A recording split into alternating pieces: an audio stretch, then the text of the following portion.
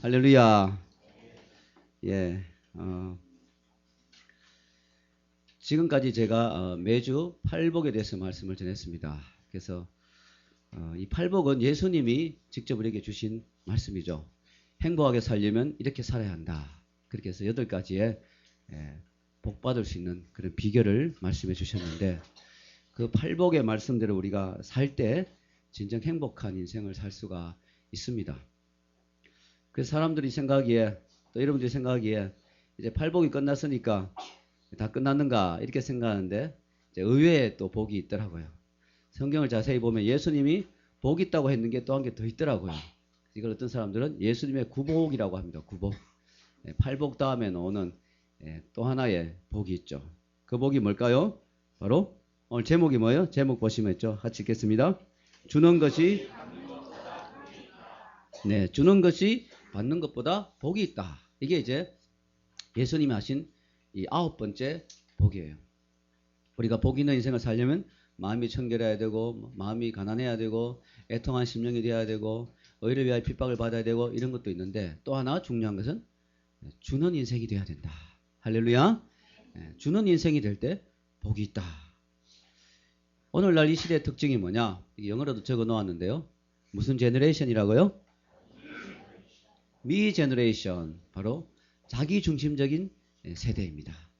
오늘날 사람들의 특징이 대단히 자기중심적이죠. 대단히 이기적입니다. 자기만을 위해서 사는 그런 세대입니다. 그래서 오늘날 가장 잘 팔리는 책이 뭐냐? 다시 보는 십자가, 이런 책은 잘 안 팔려요. 근데 어떤 책이 잘 팔려요? 자기계발서. 어떻게 하면 성공하고, 어떻게 하면 자기의 능력을 극대화하고, 어떻게 하면 인정받고 하는가, 이런 것에 관한 책은 아주 잘 팔립니다. 또 어떻게 잘 팔리느냐? 명품이나 자기를 돋보이게 하는, 자기를 드러내게 하는 그런 어떤 물건들이나 그런 제품들이 잘 팔립니다. 그래서 미국에도 최근 2000년대 이후에 미국 고등학교 숫자보다 쇼핑몰 숫자가 2배가 더 늘어났다는 그런 통계도 있습니다. 계속해서 사람들은 자기 개발과 자기를 드러내고 자기를 인정하게 하는 그런 쪽에 관심이 많습니다. 그런데 예수님은 그런 것보다 주는 인생이 되라, 그렇게 말씀을 하십니다. 사실은요, 예수님이 하신 말씀은 다 우리 인간의 진정한 행복을 위한 원리와 비결이 들어가 있잖아요. 그래서 실제로 주는 사람이 더 복이 있다는 것이 과학적으로, 의학적으로, 심리학적으로도 많이 밝혀지고 있어요. 심리학에서 우리가 진정한 행복을 느끼려면 다른 사람과의 친밀한 관계를 잘 가질 때, 또 우리가 다른 사람의, 또 사회에 얼마나 좋은 기여를 하는가, 그것이 우리에게 진정한 만족감과 행복을 준다는 것을 이야기합니다. 세네카는 이런 말을 했죠. 여기 주보에도 나와 있습니다. 같이 한번 읽어볼까요? 자신만 생각하는 사람, 모든 것을 자기 이익을 위해 사용하는 사람은 결코 행복해질 수 없다.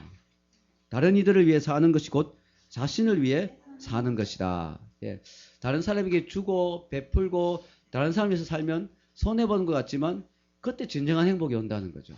그게 사실은 남을 돕는 것이지만 그게 자기를 돕는 것이 되고 자기에게 행복을 주는 그런 것이 된다는 것입니다. 복 중에 가장 좋은 복이 뭐냐? 행복이에요. 행복. 왜냐하면 물질의 복을 아무리 많이 받아도 행복의 선물을 받지 못하면 불행하거든요. 그래서 복 중에 가장 좋은 복이 행복인데, 중요한 것은 이 행복은 자기 중심적인 삶을 살아서는 오지 않는다는 것이죠. 다른 사람에게 관심을 가지고 다른 사람을 섬기고 도와줄 때 진정한 행복을 우리는 느낄 수가 있습니다. 하나님께서 우리 인간을 그렇게 만들어 놓으셨어요. 자기 중심적으로 살면 많은 것을 누리고 행복할 것 같아도 왠지 마음이 우울하고 슬프고 허무하고, 남을 위해서 살면 손해보는 것 같아도 결국은 설명할 수 없는 기쁨과 행복이 찾아오는 인생을 그렇게 하나님이 만드셨습니다. 아멘입니까? 예, 그렇습니다. 역시 여러분 혹시 그 테레사 효과란 말 들어보셨어요? 테레사 효과.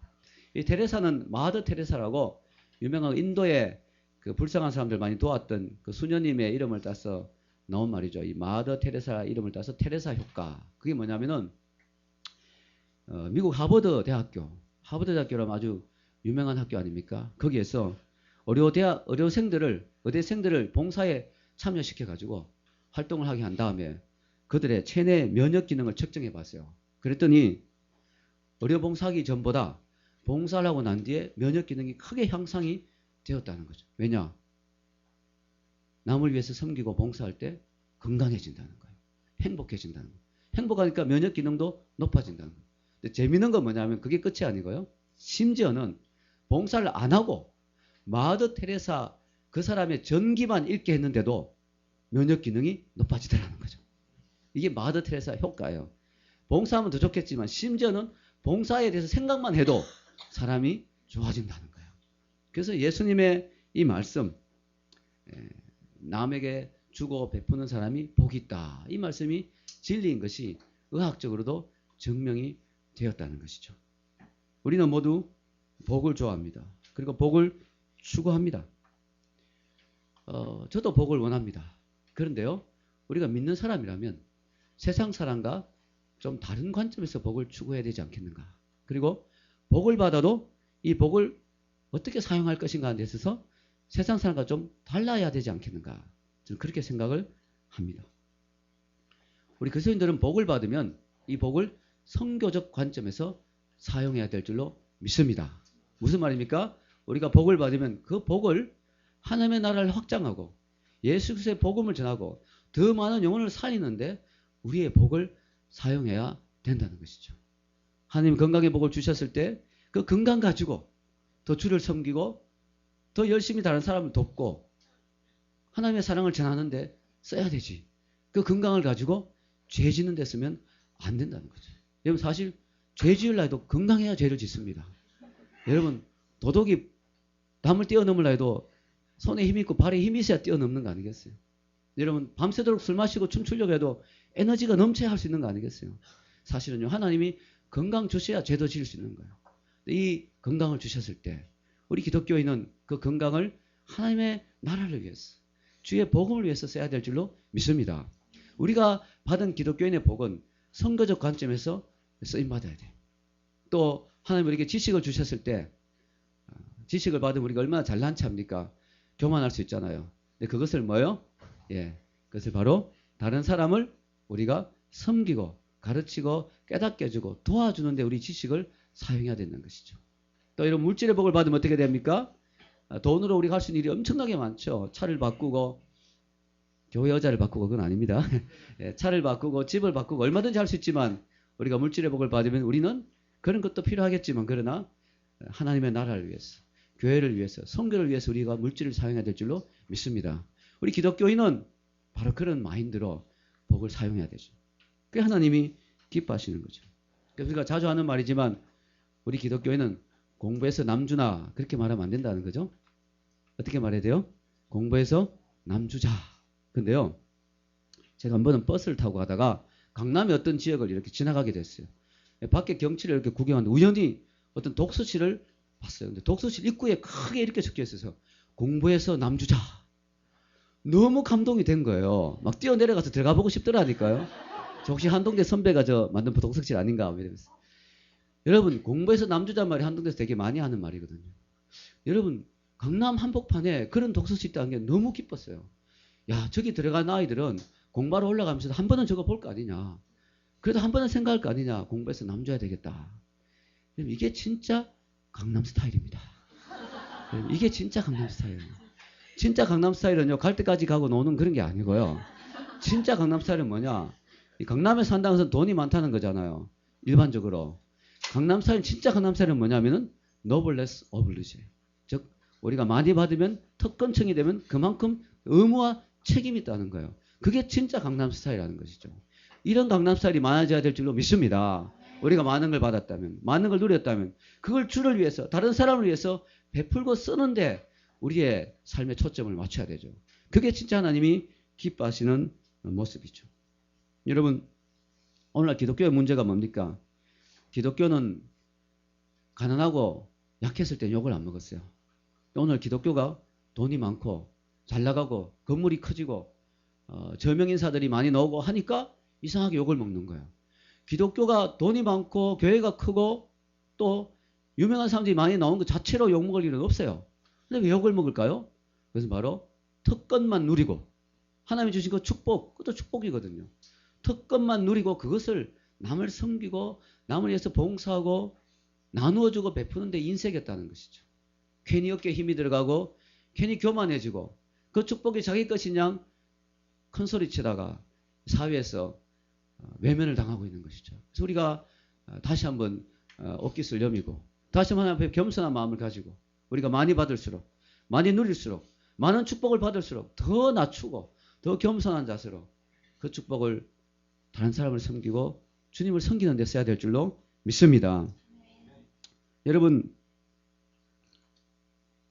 예수님을 믿는 사람의 특징은요, 잘 주는 거예요.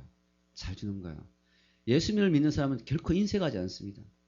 그래, 내가 손해봐야지. 내가 손해봐야 주님이 드러나지. 예수 믿는 사람은 아까워하지 않습니다.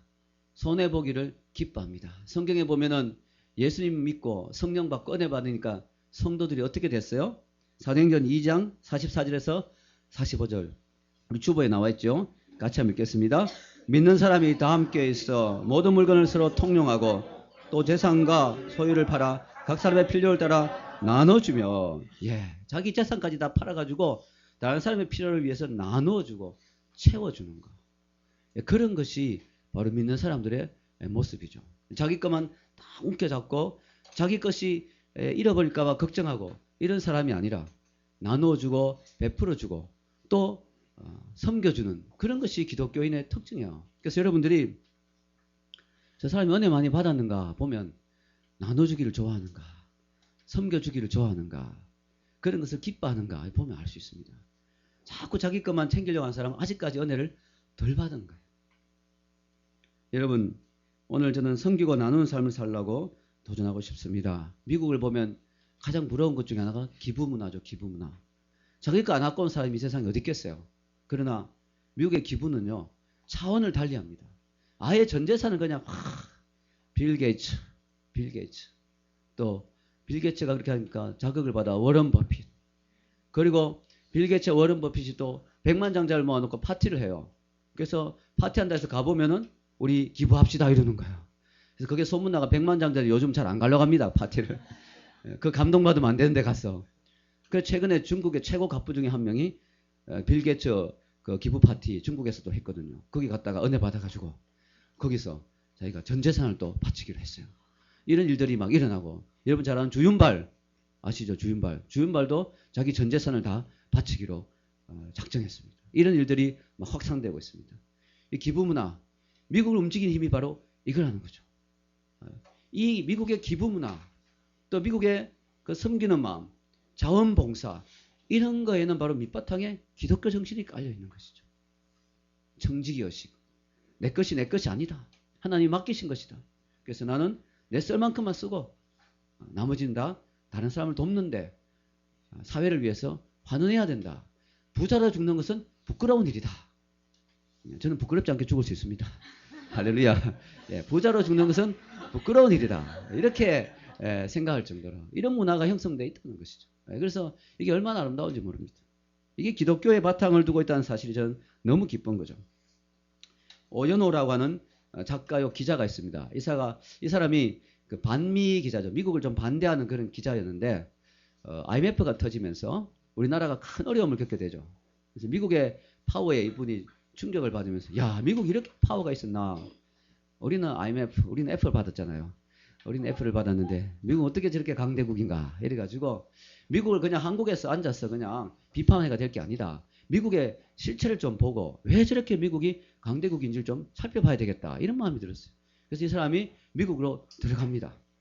들어가서 기자 특유의 그런 치밀한 그런 관찰력으로 미국을 조사하기 시작했어요. 그리고 나중에 이분이 책을 썼습니다. 책 제목이 뭐냐면은 이런 제목입니다. 한국이 미국에게 당할 수밖에 없는 이유. 책 제목도 약간 그렇죠. 우리가 왜 당해야 되느냐. 그러면서 이분이 갖고 있었던 의문, 미국을 건너가면서 가지고 있었던 질문은 이거였어요. 미국은 강대국이지만 그 안에 엄청난 죄악이 많다. 가정이 깨지고 마약이 있고 총기 사고가 있고 사람들이 타락하고 동성연애가 심각하고 미국이 저렇게 문제가 많은데 왜 미국은 여전히 강대국으로 있을 수 있는가? 그 비결이 뭔가? 이걸 알고 싶었다는 거죠. 이분이 책의 결론에서 그런 이야기를 합니다. 미국이 미국되게 만드는 것. 미국이 지금도 세계 패권을 여전히 잡을 수밖에 없는 이유는 이거다. 뭘까요? 바로 발런티어 정신이라고 합니다. 바로 발런티어, 자원봉사 정신. 자기의 시간과 물질과 재능과 자기의 모든 것을 아끼지 않고 환원하고 나누어주고 조건 없이 베풀어주는 이런 사람들이 미국에 너무 많다는 것이죠. 그리고 그것이 미국의 하나의 아예 정신으로 박혀 있다는 거죠. 그래서 여러분, 우리나라는 공부 잘하면 서울대 가잖아요. 근데 미국은 공부 잘해도 하버드 못 가요. 봉사한 기록이 있어야 됩니다. 자원봉사하고 발런티어로 섬기고 사회에 그만큼 자기의 재능과 능력과 이런 것들을 기부한, 그러니까 봉사한 그런 게 있어야 들어갈 수 있는 거예요. 몇 년 전에 중국의 어떤 학생이 SAT 또 뭐 미국의 그런 시험들 AP 다 만점을 받았어요. 만점을 100% 완전 100% 100점을 퍼펙트 하버드 냈는데 떨어졌어요. 그래서 그 학생이 부모님하고 수를 했어요. 미국 하버드를 대상으로 고소를 했어요. 왜 우리는 만점인데 왜 못 들어갔느냐? 답은 뭘까요? 결론은 판사가 하버드에 손을 들어줬어요. 하버드가 이렇게 말했어요. 학생은 성적이 훌륭하다. 그런데 우리가 원하는 학생은 아니다. 근데 그거는 하버드의 고유 권한이기 때문에 그건 침해할 수 없다. 하버드 손을 들어줬어요. 여러분, 미국은요, 왜 강대국이냐? 그 엄청난 나라가 그 안에 있는 사람들이, 너무나 많은 사람들이 자원봉사하고 남을 섬겨야 되는 것이 당연한 것으로 생각하는 그런 문화였어요. 중고등학교 때부터 그런 훈련을 받으면서 대학을 들어가니까 공부를 하고도 그런 마음을 가지고 공부를 하는 거예요. 내가 이 공부를 해도 이 공부를 가지고 남주자, 다른 사람을 섬겨야 된다. 그런 마음을 가지고 공부를 하기 때문에 그런 사람들이 사회 곳곳에 들어가기 때문에 아직까지 미국이 무너지지 않고 있는 것이죠. 그게 미국의 파워요, 힘인 것입니다. 여러분, 요즘 여기 보면은 알렉시스 토크빌도 비슷한 말을 했죠. 자원봉사의 위대함을 이야기하는 거 한번 읽겠습니다. 수많은 사람들이 자발적으로 참여해 공동의 목표를 추구하게 만드는 미국 사람들의 대단한 기술은 늘 감탄스러울 따름이다. 참 감탄스럽다는 거죠. 기부문화, 자원봉사문화. 여러분, 요즘 중국이 뜨고 있다는데 중국도 정말 세계의 패권을 잡으려면 돈만 많아서 되는 게 아니라 미국의 이런 문화를 배워야 돼요. 바로 섬기고 봉사하고 베푸는 이런 문화를 중국도 배워야 됩니다. 여러분, 이동원 목사님 있죠? 이동원 목사님. 지구촌 교회, 참 큰 교회로 부흥시키고 이제 은퇴하셨는데 참 이름을 잘 지어야 돼요. 미국에서 이동원 목사님 형님을 제가 우연히 만났습니다.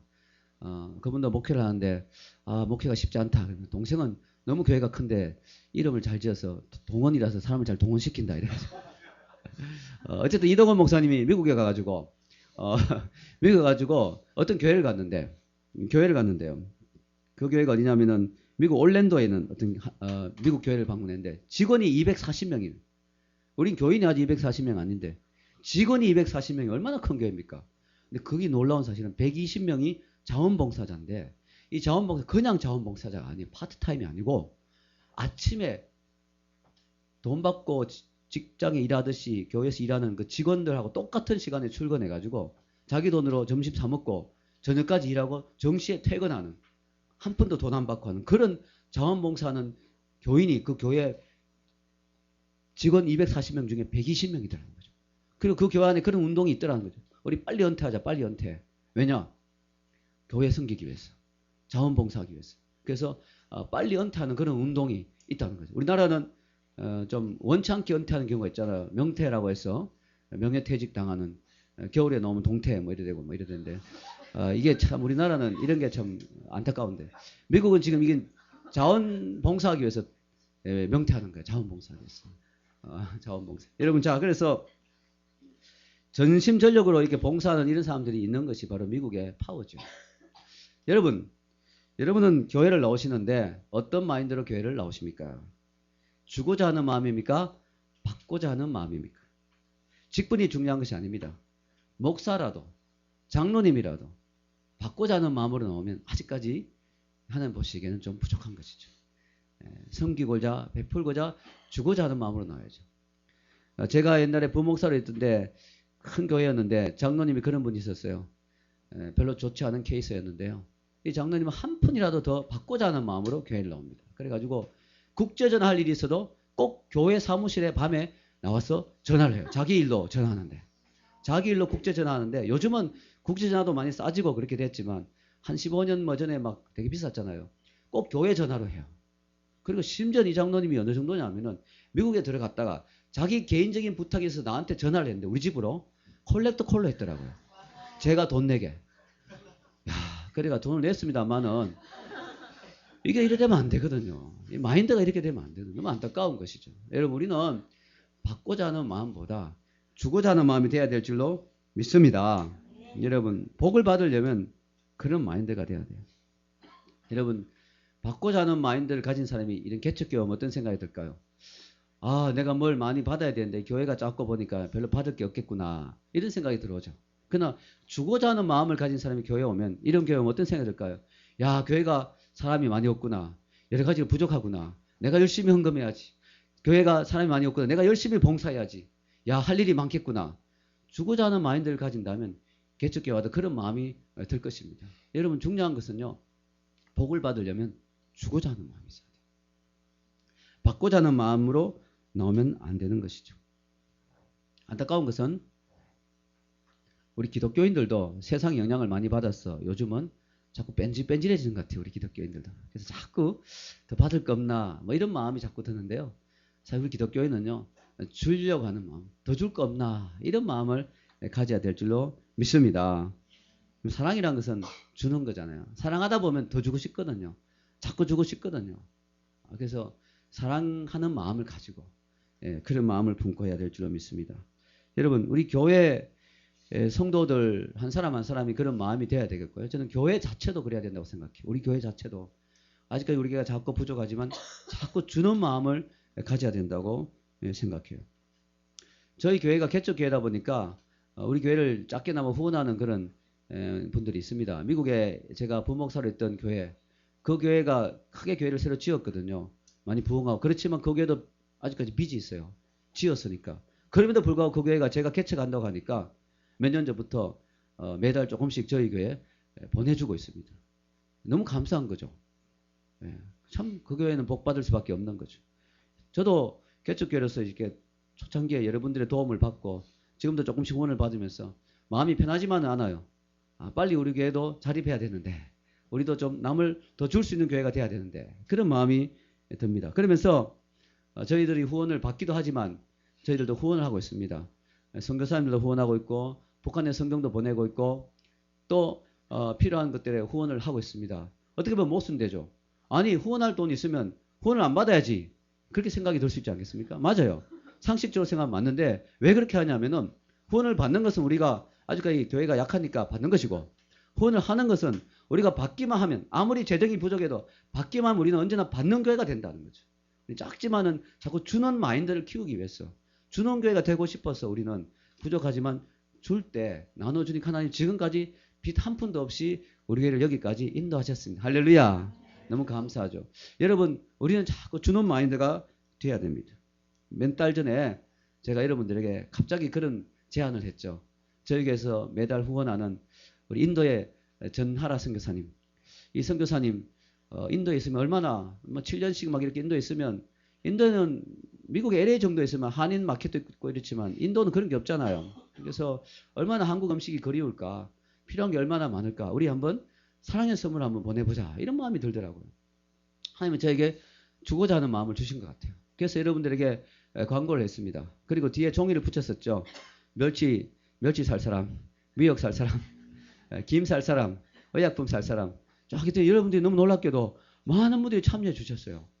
그래가지고 거의 여러분들의 헌금으로 보내는 값은 우리 교회에서 지불했지만 헌금으로 거의 그 돈들로 살 수가 있었어요. 그래서 큰 박스 두 박스에 가득 선교사님 위해서 여러 가지를 넣었습니다. 심지어는 라면이 얼마나 먹고 싶으실까 그래가지고 라면도 넣고 과자까지 넣어가지고 의약품하고 쫙 했더니 또 동네 아는 약사님이 한 분이 있는데 선교사님 돕는다니까 또 아주 의약품을 많이 또 기증해 주셨어요.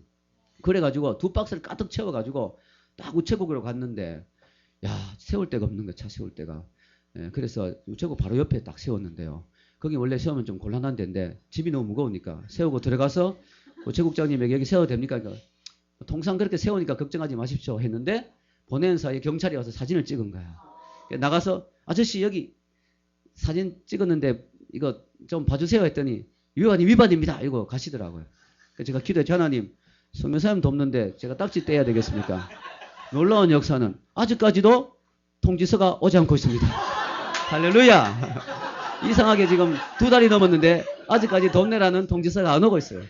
하나님이 경찰의 마음을 감동시키신 것 같아요. 그래서 여러분 박스 2박스 가득 담아가지고요 인도로 탁 보내는데요. 와, 마음에 설명할 수 없는 기쁨이 막 넘치는 거예요. 이 선교사님이 이걸 받아 뜯어볼 때 얼마나 행복할까. 그 집 아이들도 있는데 아이들이 얼마나 행복할까. 사모님이 얼마나 행복할까. 오랜만에 한국에서 미역국으로 미역국 끓여 드실 때 얼마나 행복할까. 그 마음에 막 기쁨이 넘치는 거예요. 그러면서 야, 교인들하고 정말 같이 못 보내서 너무 아쉽다. 교인들하고 이런 마음이 들더라고요. 여러분, 이게 바로 주는 것이 받는 것보다 복이 있다는 거죠. 줄 때 너무 행복하다는 거죠.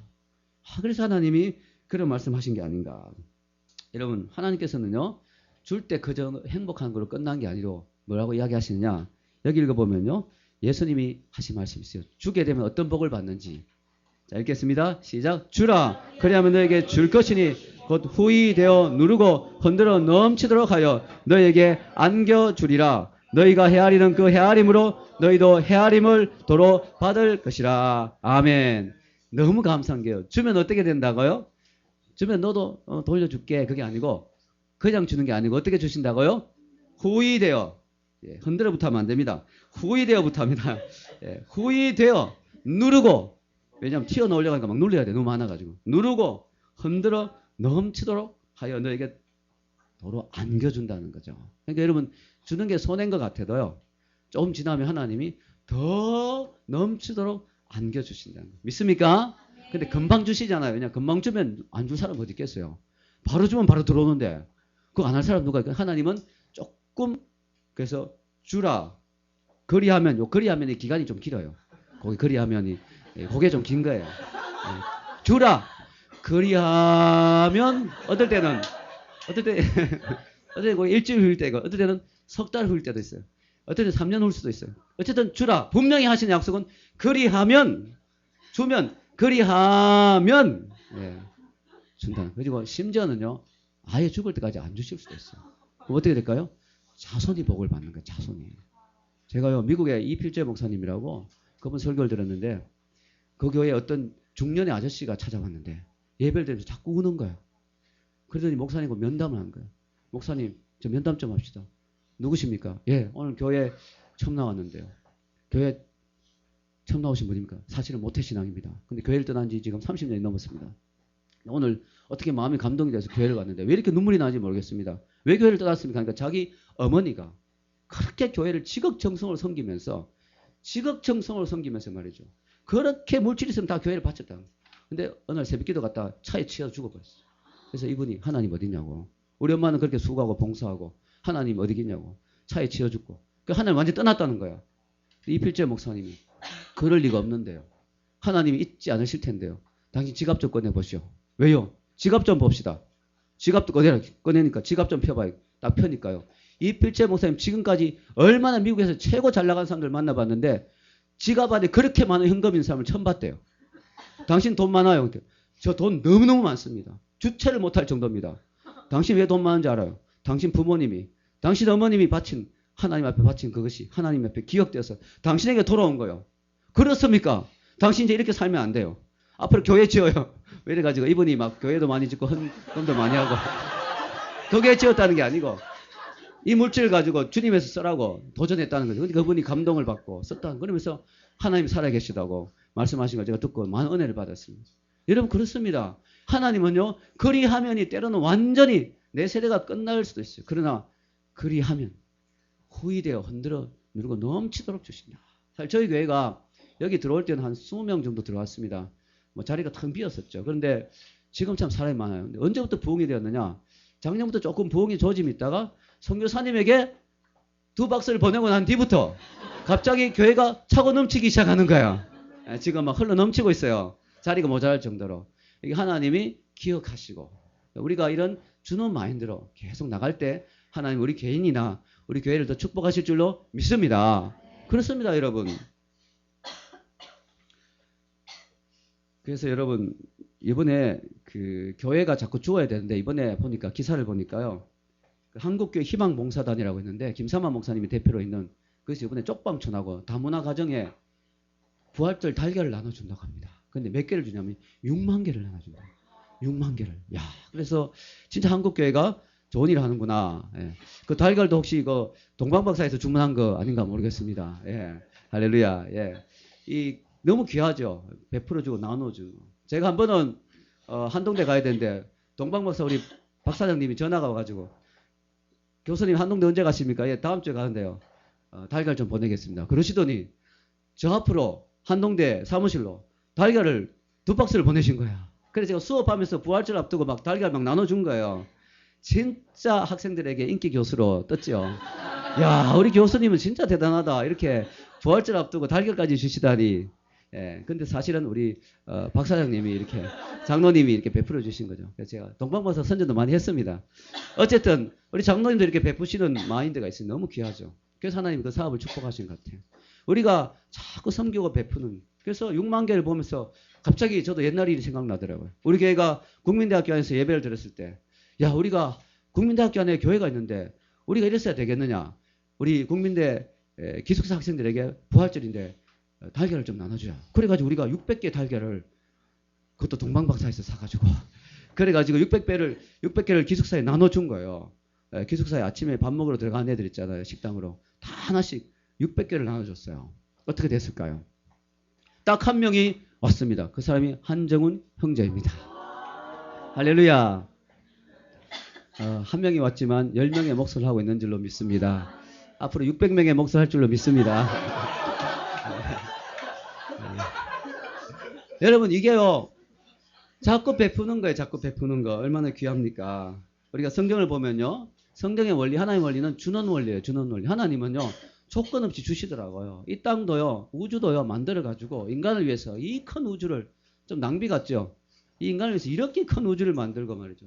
지구를 만들고 해와 달과 별을 만드시고 구름을 만드시고 나무를 만드시고 아름다운 공기와 물을 만드시고 인간을 주셨어요. 인간에게 주셨어요.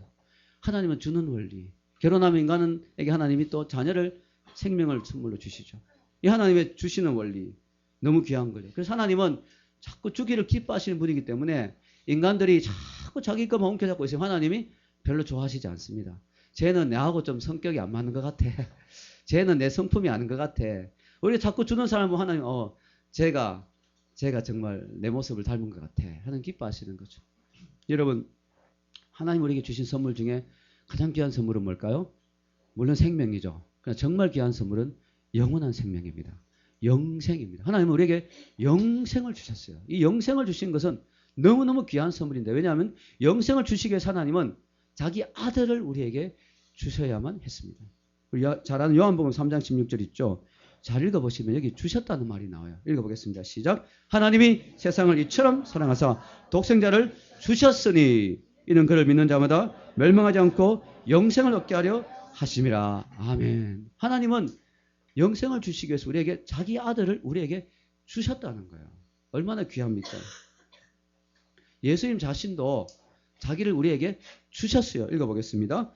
인자가 온 것은 섬김을 받으려 함이 아니요 도리어 섬기려고 자기의 목숨을 많은 사람의 대속물로 주려 함이니라. 아멘. 예수님이 이 땅에 오신 목적을 분명하게 이야기하십니다. 내가 온 이유는 잘 먹고 잘 살고 잘 받아 누리고 대접받고 하기 위해서 온 게 아니라, 대접하는 것이 아니라, 내가 대접받는 게 아니라 대접하고 섬기고 주기 위해서 내가 뭘 주느냐? 내 목숨을 너희들을 위해서 대속물로, 대신하는 목숨으로 주기 위해서 오셨다. 그래서 우리에게 소망이 있는 거죠. 주님이 자신의 피를 우리를 위해서 다 남김없이 주셨기 때문에 우리가 살 수 있게 된 거죠. 이 피라는 것이 얼마나 귀합니까? 여러분, 피의 귀중함을 알려면 헌혈 해보면 압니다. 헌혈. 피가 얼마나 귀중한지 몰라요. 헌혈 왕에 대한 이야기를 읽었습니다. 며칠 전에, 몇 달 전에 기사에서. 제임스 해리슨 씨죠. 이 제임스 해리슨 씨는 13살 때 13리터의 수혈이 필요한 큰 수술을 했다고 합니다. 그때 피가 너무 귀하고 피가 너무 고마웠다는 거예요. 누군가 헌혈해 주어서 자기가 이렇게 살 수 있었다는 거죠. 그래서 이 사람이 그때부터 결심한 거예요. 나도 평생 헌혈하는 사람이 돼야 되겠다. 그래서 뭐 기다렸어요. 헌혈 최소 나이 그때까지. 그래서 딱 나이가 차자마자 바로 헌혈하기 시작해가 이 사람이 평생을 헌혈을 했는데 1954년부터 시작해서 2011년까지 1000번의 대기록을 달성하게 됩니다. 1000번의 헌혈을 하게 됩니다. 그리고 더 놀라운 사실은 헌혈하다가 우연히 알게 됐어요. 그의 혈액 속에 용혈성 신생아 질병이라고 하는 그런 질병의 항원으로 쓰이는 그런 신생아 중에 그런 질병이 있는 애들이 많이 있는데 그런 애들을 살릴 수 있는 그런 성분이 자기 피에 있다는 거야. 그래서 더 열심히 했어요. 그래서 이번에 2011년 5월에 호주 사람인데 이 호주의 국가에서 이 사람에게 시민 명예훈장을 줬습니다. 왜냐? 이 사람이 1000번의 헌혈을 통해서 살린 사람이 몇 명이냐면은 임산부와 신생아가 200만 명이 살았다고 합니다. 야, 그래서 이번에 팔이 보통 팔이 별명이 황금팔을 가진 사나이 그 정도로. 그래서 너무 귀하죠. 여러분 한 사람의 헌신과 피와 희생이 이렇게 많은 사람을 살릴 수 있다면 하나님이신 예수님 그분이 우리를 위해서 자기 생명을 주신 그 십자가의 피가 이 모든 사람을 살릴 수 있는 능력이 충분히 있지 않겠습니까? 할렐루야. 여러분 주님은 우리에게 주기 위해서 오셨습니다. 그래서 우리는 주님을 믿고 구원받은 우리는 주는 것을 기뻐하는 사람이 되어야 됩니다. 이게 기독교인으로서 마땅한 도리입니다. 얼마 전에 연대 세브란스 병원이 120주년을 맞이하게 됐죠. 우리가 잘 알다시피 세브란스 병원은 한국 최초의 현대식 병원으로서 우리나라의 의료 그런 어떤 수준을 끌어올리는데 아주 큰 기여를 한 귀중한 병원입니다. 이 병원에 도움을 준 분, 이 병원이 처음에 설립될 때 세브란스 씨가 그에게 헌금을 했어요. 그래서 세브란스 병원이 생긴 것이죠. 루이스 세브란스 교회 장로님이었고요. 미국의 성공한 사업가였습니다. 한국에 현대 병원을 짓는데 근대식 병원을 짓는데 돈이 없다 말을 듣고 선교사님들에게 그런 이야기를 듣고 그가 거액을 쾌척했습니다. 그래서 연세대와 함께 연대 세브란스 병원이 발전하게 되는데 여러분 연세대 할 때 세자가 바로 세브란스란 말에서 딴 거예요. 몰랐죠? 연세대 세. 근데 여러분 이 세브란스 병원이 세워질 때 사람들이 야 정말 어떻게 그렇게 큰 돈을 줄 수 있습니까? 그때 이 세브란스 씨가 이런 말을 했어요. 주는 기쁨이 받는 기쁨보다 더 큽니다. 이 말이 여기 있는 말하고 똑같은 말이에요. 이분이 아마 성경에서 이 말씀을 읽고 그런 말씀 하신 것 같아요. 그리고 그 이후에 지난 50년 동안 세브란스 병원이 많이 발전했고요. 매년 세브란스 병원 앞으로 미국 북장로교회라는 이름으로 7천에서 2만 달러 후원금이 매년 들어왔다는 거예요. 이게 누가 보낸지 몰랐어요. 아마 미국 북장로교회에서 좋은 일을 하는구나 이렇게 생각했는데 이번에 120주년을 맞이해서 세브란스 병원에서 조사를 해봤어요. 정말 누가 보냈는가 알고 봤더니 루이스 세브란스의 아들인 존 세브란스가 죽기 전에 기금을 만들어가지고 이 돈은 계속 한국으로 보내라 이렇게 해서 자기가 죽었는데도 그 기금이 조성돼서 지금도 계속 50년째 돈이 오고 있었다는 거죠.